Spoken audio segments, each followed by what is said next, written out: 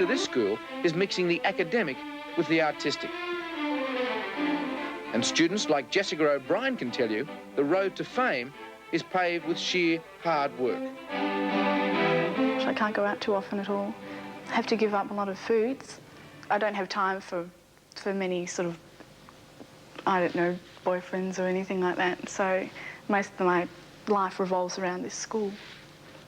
It's a boring old life. No, it's not. No? Not at all. Not at all. I love it. At 17, Jessica's already a brilliant cellist. But like most of the kids here, there's more than one talent to her bow.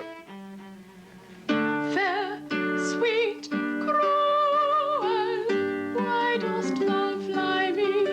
Why dost thou fly me? She also sings opera, well enough to warrant the special attention of a famous teacher like Dame Joan Hammond. And so many of my friends are sort of sitting around unhappy and they're going out every night and sort of not really doing very well and being totally adolescent to go with it. But I've got my aim and I'm going to work towards that.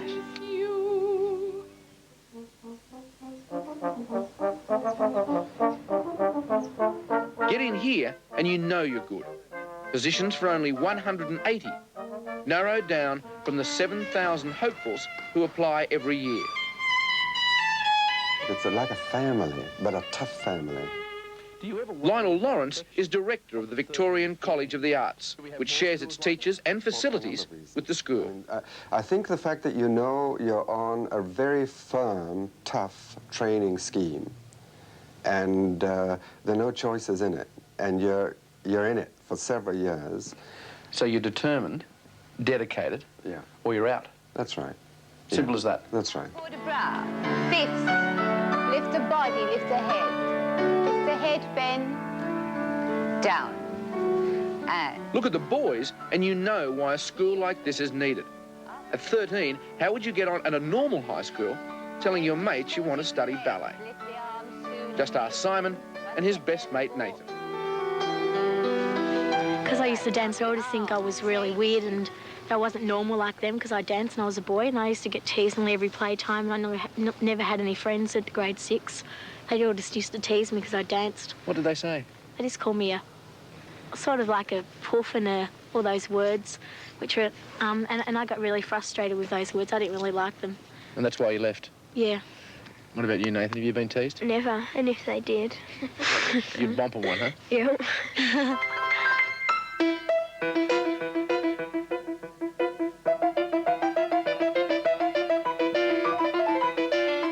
This kind of beautiful music doesn't come cheap. To train a student like Adam Preslocki, the school has an annual budget of $1.2 million.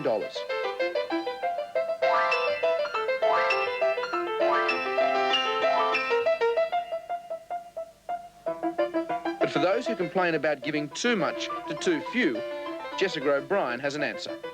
A lot of people say that the school is elitist. What would you say to them? I'd say it's true. But it's elitist because they're good students, they're good music students, they're good dance students, and we want to further our careers.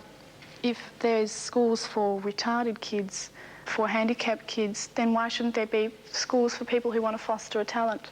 I think it's very unfair that people should be confined to a conformist, middle-of-the-road, average crowd. Even when they relax, they seem to keep on performing. Like this day off for a picnic at Hanging Rock.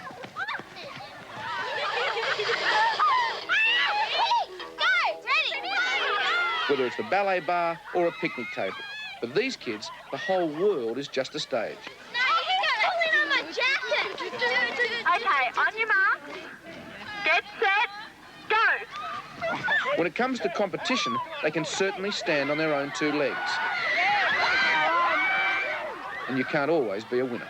3-1! Chase! 2-1! It's great. I mean, it's satisfaction. I mean, when you're standing or sitting in the back of the orchestra and you're behind kettle drums, I mean, 4 great big glossy kettle drums and you know, you've got power. Your power in your hands. You know, when you hit that thing, it's just going to go bang.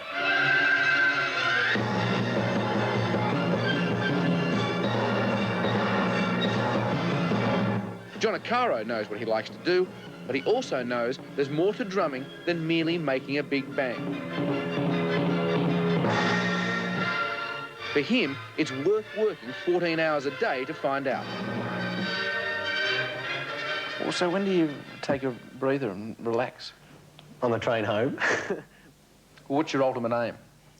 To be the best I can be. Just to be the best I can be. And 1, 2, 3, 4, 5, 6, 7. It's hours of punishing practice that will make Nicole Hoffman a near-perfect dancer. Push. But at least here, she doesn't have to practice before and after school. Still, it doesn't mean that everything was meant to be easy. It must be awfully painful at times. When your feet and your legs just must ache. Yeah, they do, but you just got to push yourself past that. But when you've got blisters?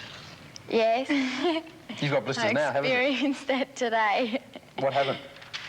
Yesterday, I was doing point work and I had brand new point shoes and we were doing point for about half an hour or something and that was really bad on my feet. And then I took my point shoes off and I had all these blisters all over my feet. And today we had point work again and I just had to grin and bear it. 7, hold, 8, hold, 8. Come down. But a blister is a small price to pay for a chance at stardom. 5, 6, 7, 8, and 1. Off. What goes through your mind when you're on the stage? I mean, you must love it. I love it. And I love, you know, the audience being out there watching me and everybody else. And I love the applause. For John Acaro, failure is out of the question. John, what happens if all of this is for nothing? It just won't be. If you put in the work, you'll get there.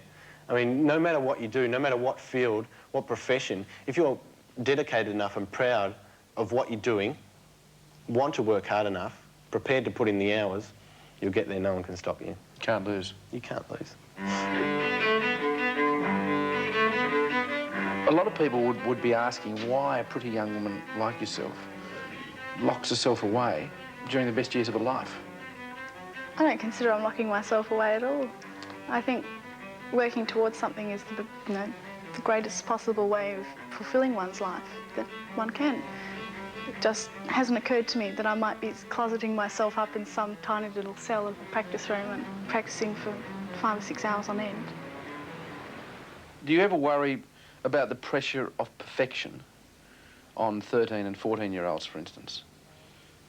Well, I worry about it, or we worry about it, in the sense that you've got to have it. You've got to know what that pressure is, and that perfection is what it's all about. That's what you're striving for. And I think it's never reached, to tell you the truth. But one gets close to it, it's tough. But so what, you know? I mean, being an artist is tough. It's tough, but it could just be the best break they'll ever get. It's no wonder they work so hard to make the most of it. Yes, do that again. Last one. And this is what it's all about. Centre stage, being the very best you can be, and Australian made.